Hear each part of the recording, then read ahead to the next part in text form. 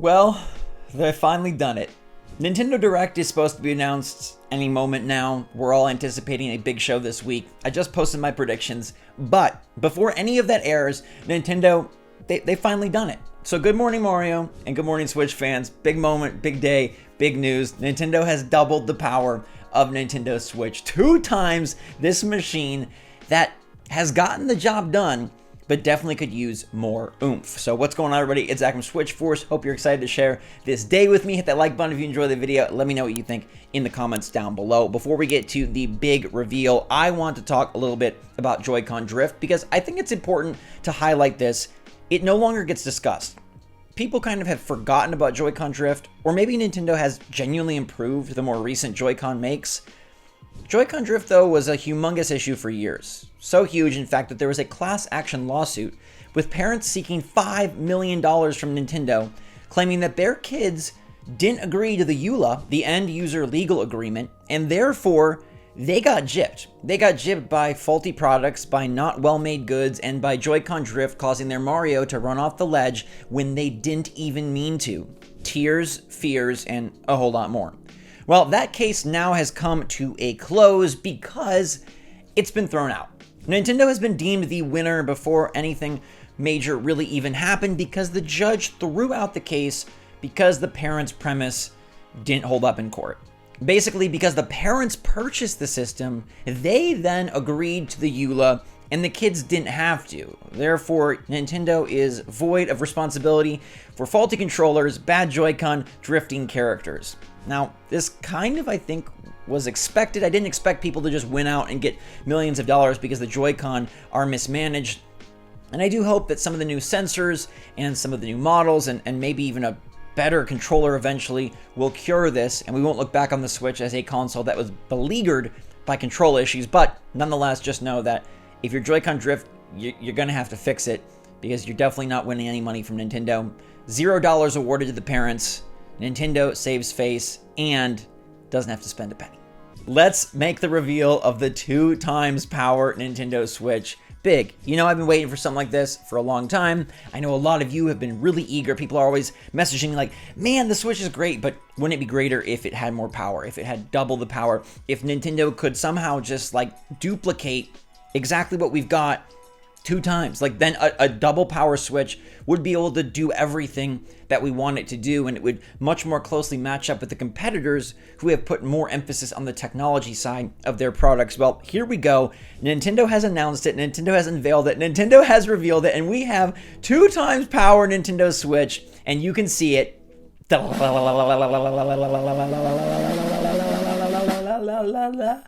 right here. 2 times power! Double columns. Nintendo Switch now has 2 times the power, 2 columns for your eShop searches. You think I'm joking, but I'm not. This is Nintendo's idea of doubling the power of their system. Now in the very difficult to navigate eShop, there are 2 columns. Forget a refresh, forget a redesign, forget an overhaul, 2 columns. Now, in some ways, 2 columns is great because it's going to make browsing the eShop far better.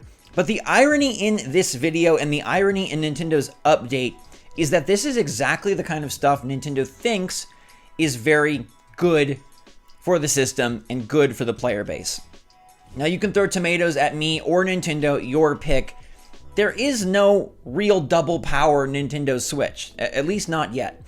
But I wanted to address and illustrate a point that Nintendo, unlike every other company, makes minute changes and adjustments and seemingly avoids the obvious fixes.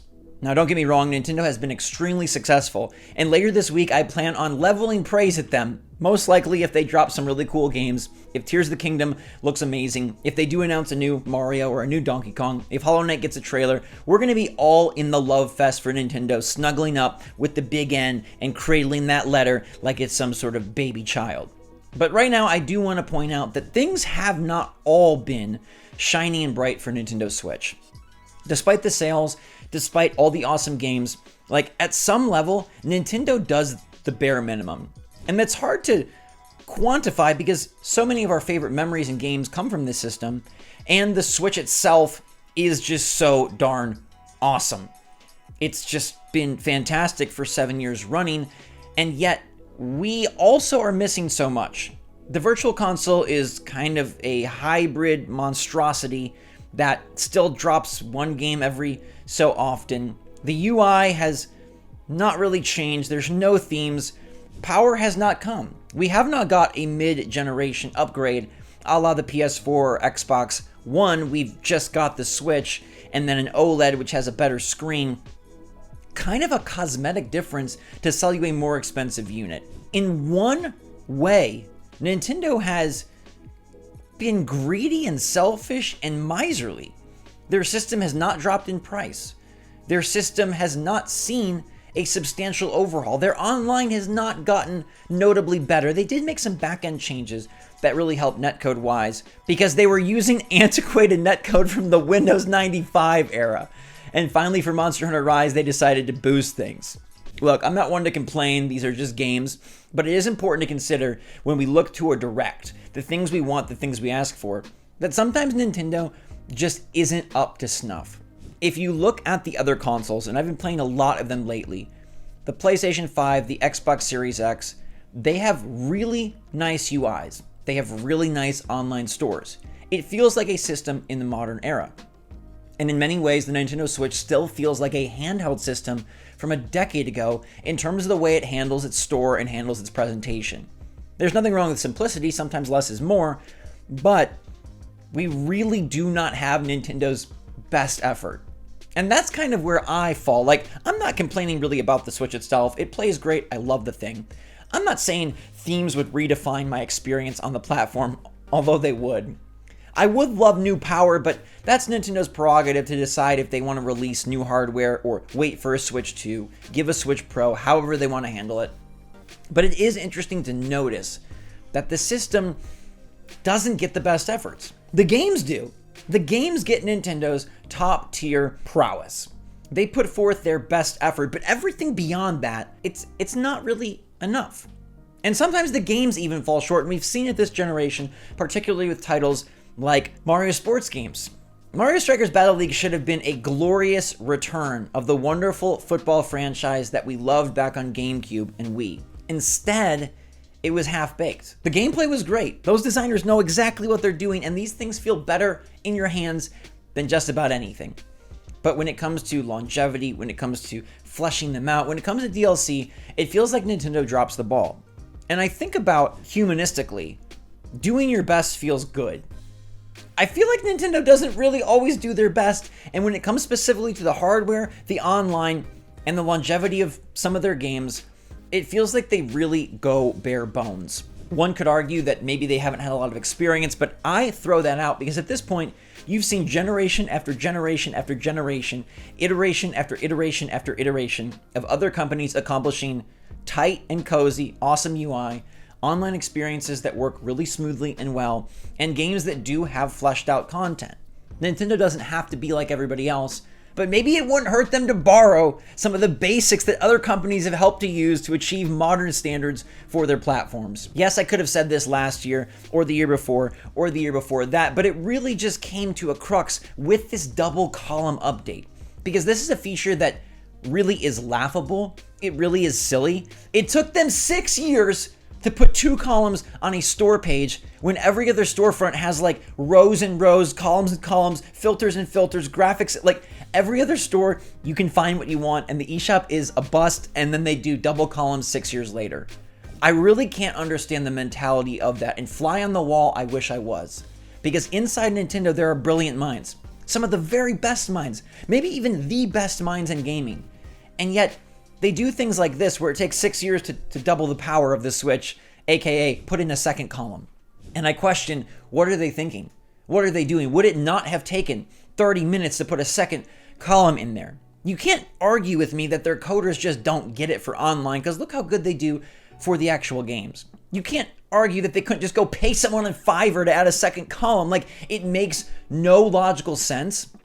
And I want to know why Nintendo is okay with giving it no effort.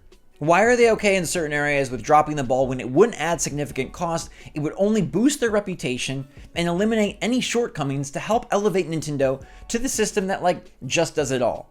You can't even imagine if a Switch came out with the power of the PS4 when it launched, if a Switch came out now with the power of the PlayStation 5, if a Switch could be a Steam Deck but with Nintendo games, that would be crazy.